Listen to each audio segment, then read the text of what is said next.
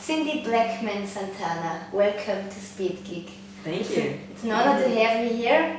And I want to start with a few questions because you started playing drums when you were 7. So how did music influence you in your very early childhood?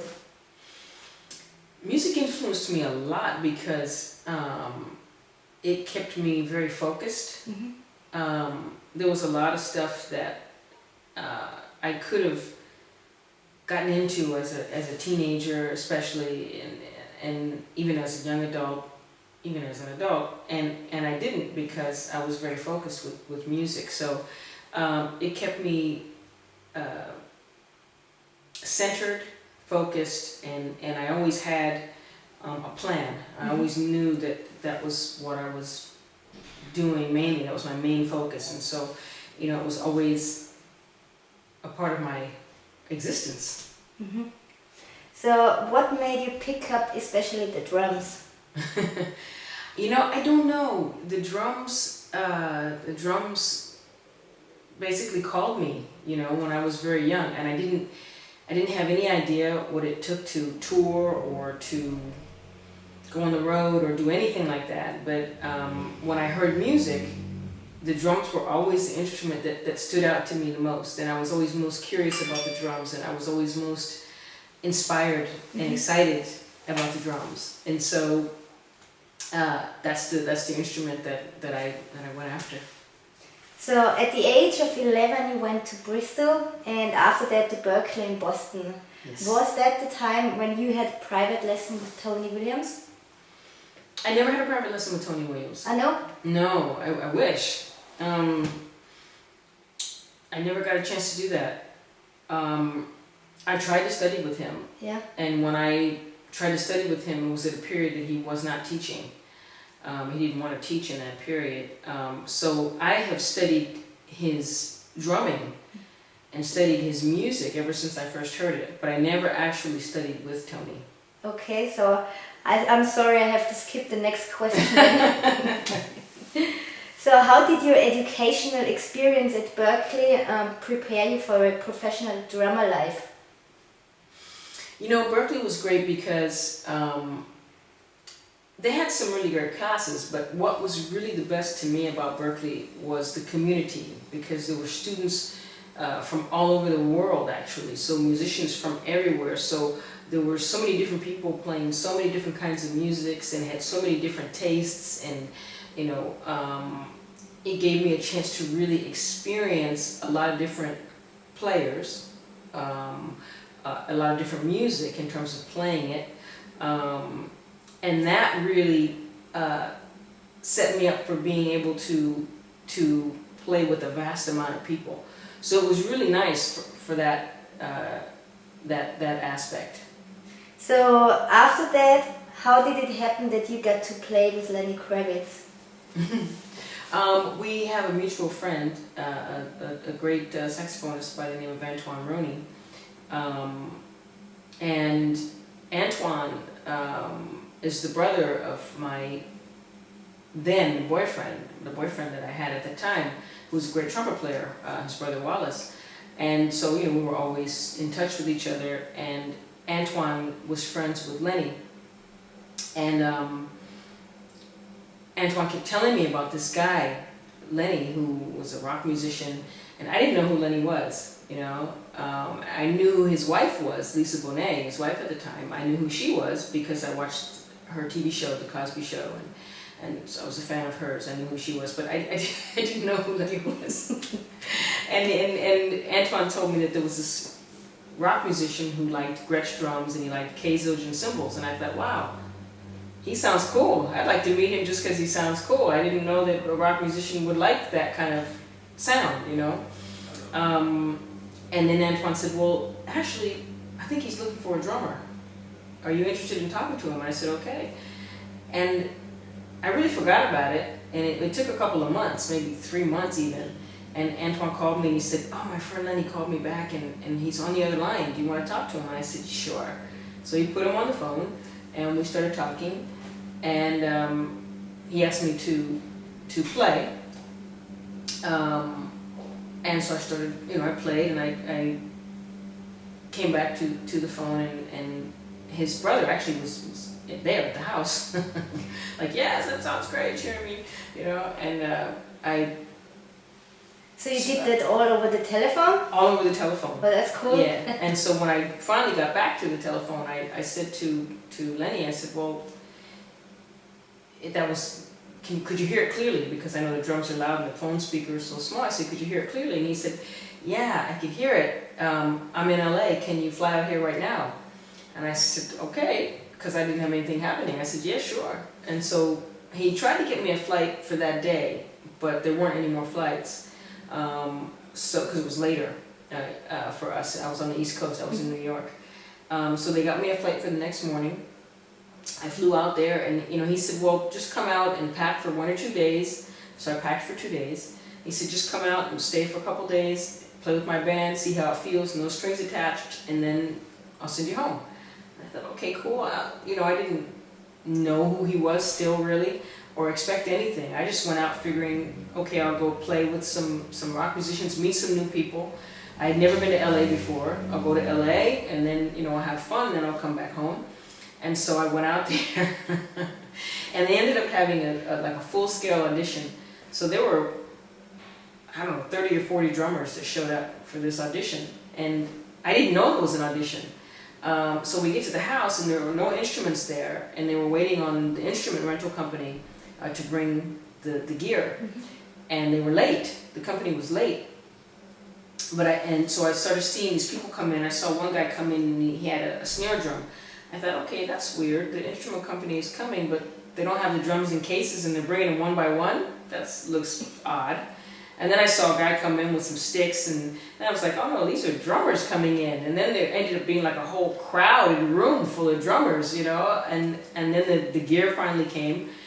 So Lenny said, hey, somebody in my management made an announcement, and on the radio. So now there are all these drummers here coming to audition. He said, I didn't do it, but somebody did. So now we're just going to have a big audition. So I was really tired because I had a 6 a.m. flight. So I went outside, and I just laid out on this chair, in the sun, just resting. And they started because they couldn't find me.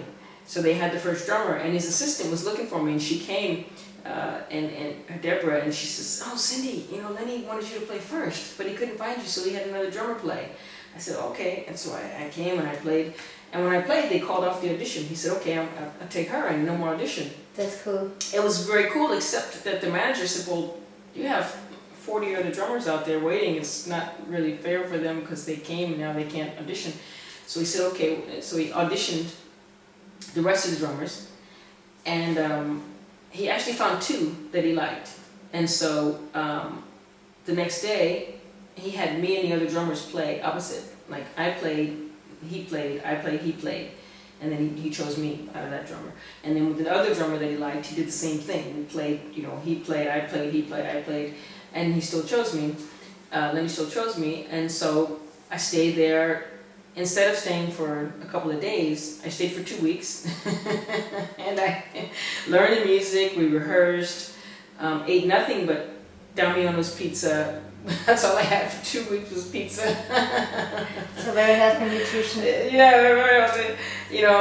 But we played a lot of music, and I went there right after, in 1992, right after Christmas. So I spent New Year's there and stayed through the New Year. And then at the end of the 2 weeks, we recorded the first video that I did with him called Are You Gonna Go My Way? We recorded that.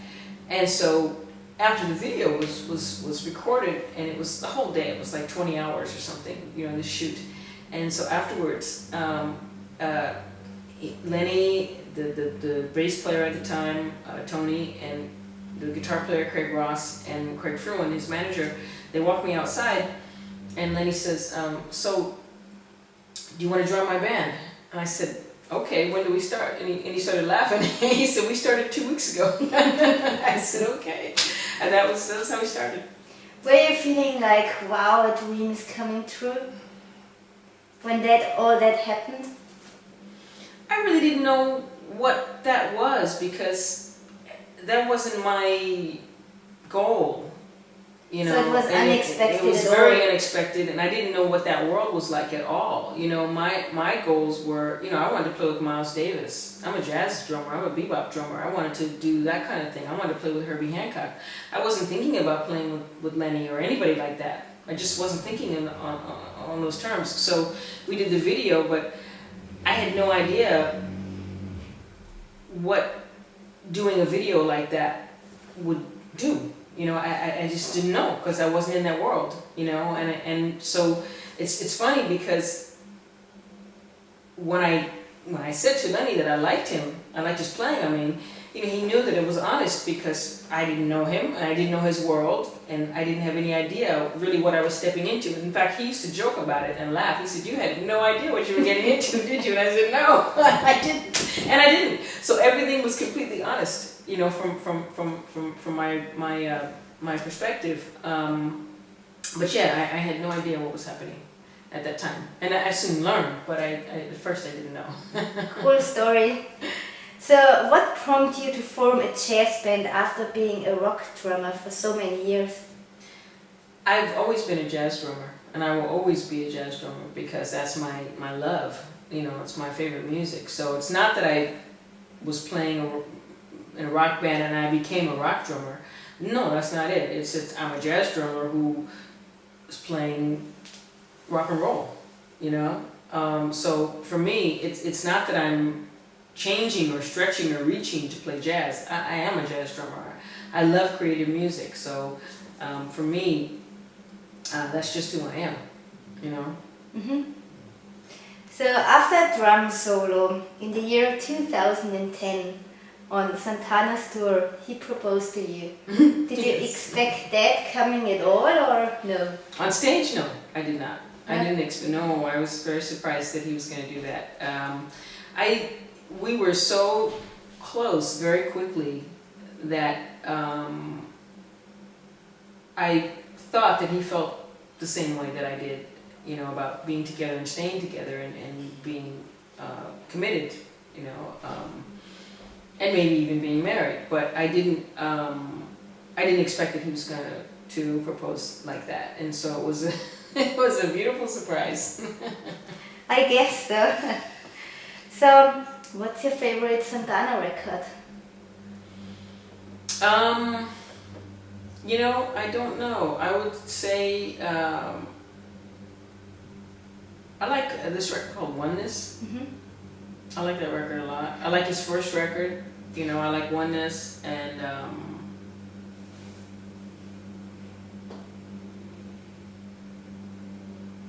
those are probably my those are the periods where he sounded his bands were going for something a little different. Yeah. You know, and I really like those periods.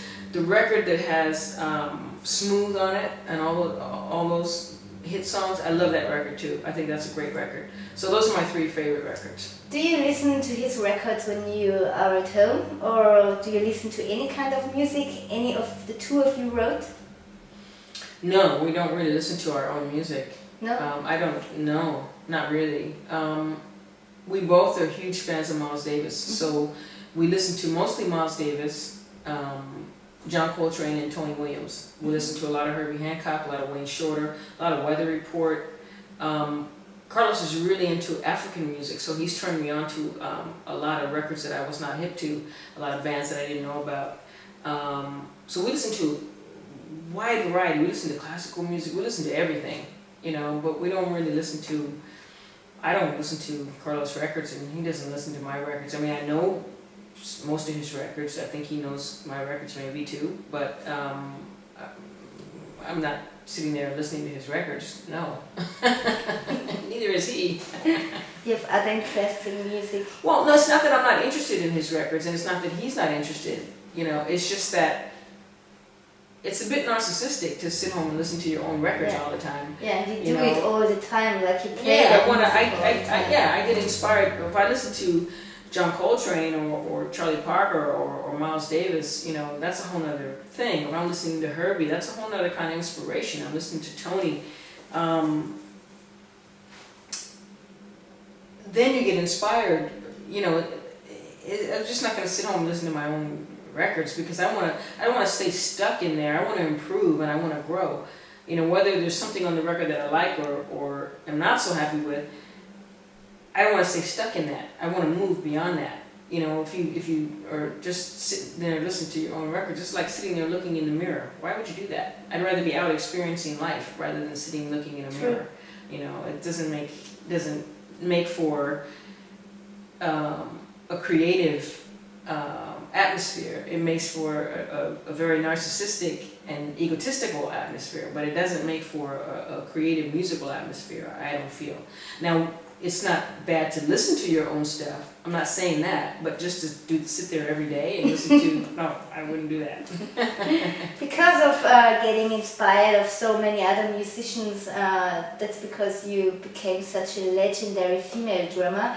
So do you think you're kind of a revolution for the band scene? Because like in the early 90s, most of the bands, the band members were male, and then there came you and everybody saw like, wow, there's a female drummer and she's really rocking the world. So do you see yourself as an icon for the female drummer scene or female musician scene? No, I see myself as a musician who's on a path, as a musician who's searching to learn new stuff and to grow, you know. And if it happens that I've inspired anybody, I don't care whether somebody's a male or woman, man or woman, you know, as long as they are into their instrument, as long as they're growing, you know, that's what I care about.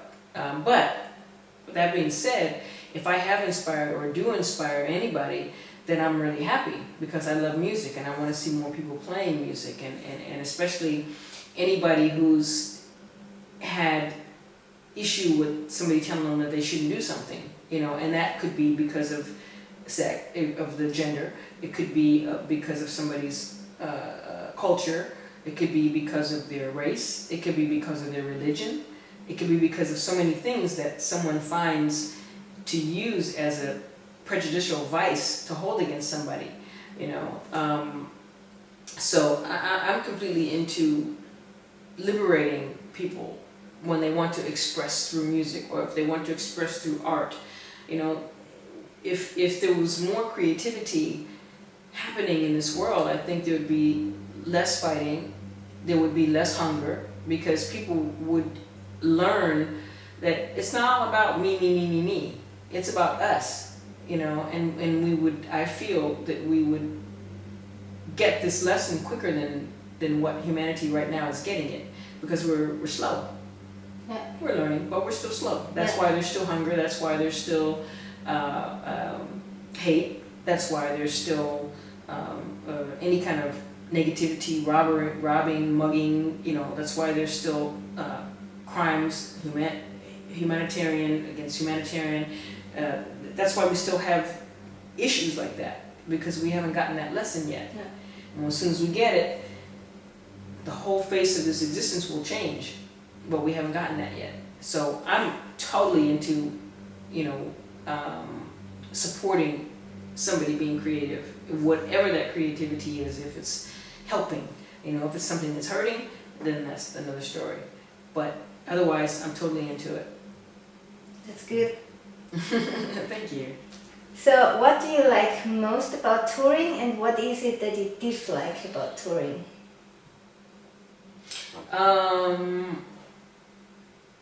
Well, I love being able to play, and I love being able to bring the music to so many different people around the world. Everything in the music, about the music growing and stretching and evolving night to night and week to week when you're on tour, I love. I love, of course, you know, in terms of the people that we come in contact, I love being able to touch people, you know, in a positive way. I like it when people are into the music and they get happy, you know. That just is like really exciting for me, you know. I love that. All those things are incredible, you know. But is there anything you would say, I really don't like that from touring?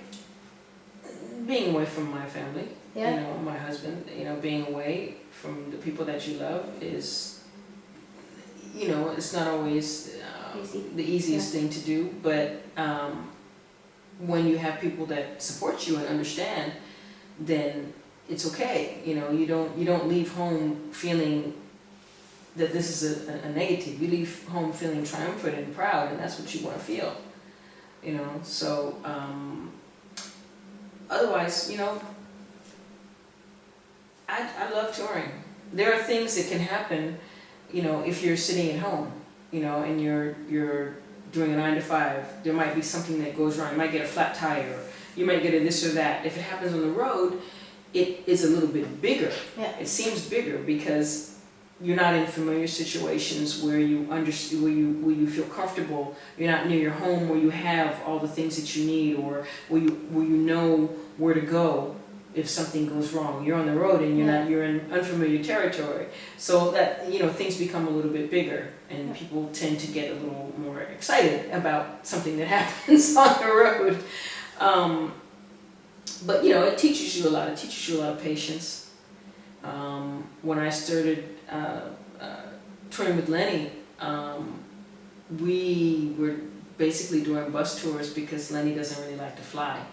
You know, so we were on that bus all the time. And at first, and I had never done a bus tour, and so when I first got on that bus, I was climbing the walls. I was like, I gotta get off this thing. This bus is driving me crazy. But I settled into it, and it gave me, it taught me to be more patient, and just to be okay in the moment of where I was, you know, and it was all right. And now you go along with it very well. Yes. Yeah. Yes. I have a question, because we were talking about being separated from your loved ones. So, what would you say is a secret to a happy relationship despite distance and despite being absent? Because both of you, Carlos and you, both of you are musicians touring all over the planet. So, what would you say is a secret or recipe for recite for happy relationships? Well, I think that, you know, there are a few components that help with that, and I think that love is a given. Because if you don't love someone, then you shouldn't be with them. But to have integrity and morals, to be honorable, and those things equal to me being trustworthy, and being able to trust. So both people need to be trustworthy and honest. Yeah. And if somebody's, and my code is that I don't do anything anywhere that I wouldn't do in front of my husband. And I hope he has the same code. I wish he would. And it's all easy. Yeah, well, I can't speak for him, but I hopefully he's that way, because he's a beautiful individual, you know. But that's what I say, you know. I say that I don't do anything, you know, out away from him that I wouldn't do if he was sitting here, which means I'm not fooling around. I'm not doing those things, because I wouldn't do that in front of him. So why would I do that behind his back? You know. So to me, you have to be totally trustworthy, totally honest, and you have to keep everything within the relationship. If you're frustrated, you don't go to someone else to cure your frustration of being frustrated with your spouse, you know, or your mate, if you're committed that way. To me, you go to your mate and you keep it between the two of you. And if it doesn't work between the two of you, then that's when you say, okay, this is not working, I need to go. You know, so for me, that's the way I would do it. You know, I would only have things between he and I, and if it doesn't work, then I would say, you know what, this is not working. Because to me, as I said, honor and trustworthiness and integrity are some of the most important things that a person can have. And without that,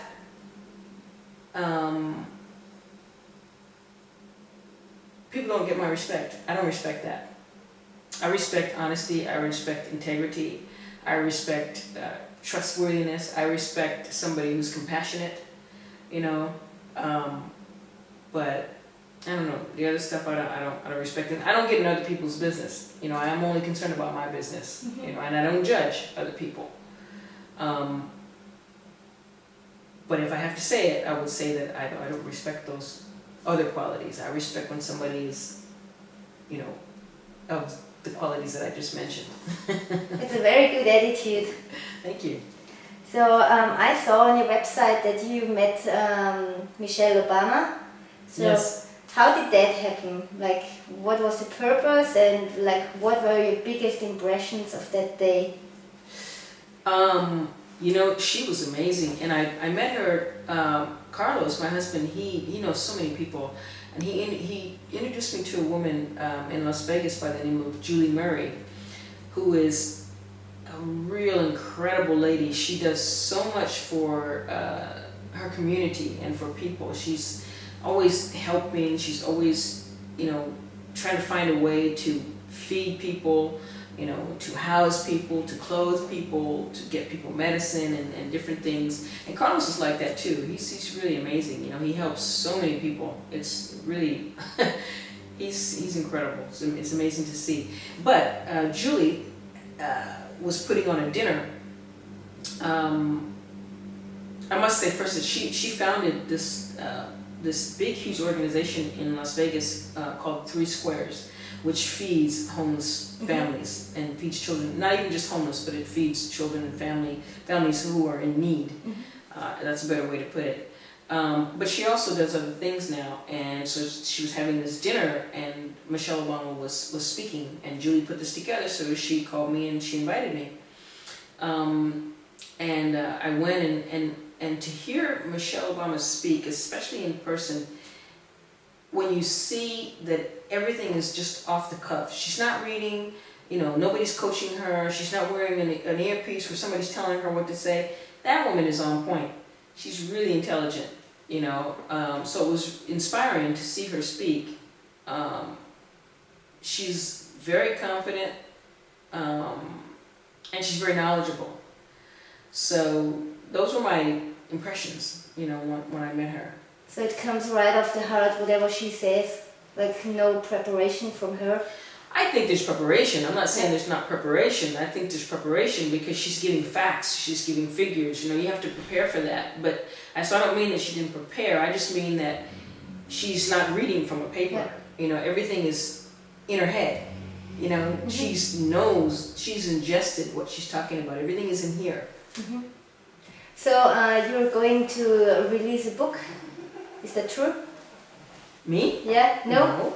Because it's on your website.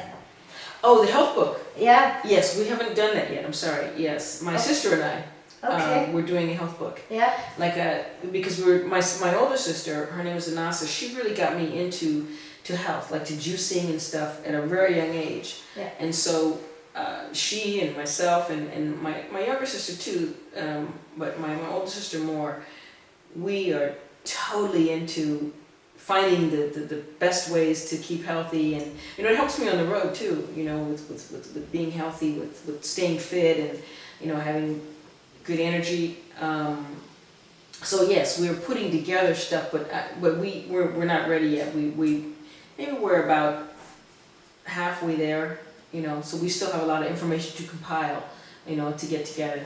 So when it's out, I can buy it so that I look as young as you do. You look great, trust me. But sure, yes. Thank you. So I think we are through all the questions. It was a very interesting interview. Thank you for your time, and it's a great pleasure to meet you, and have fun tonight at the concert. Thank you very much, and thank you guys for coming here. Thank you. Thank you. Awesome.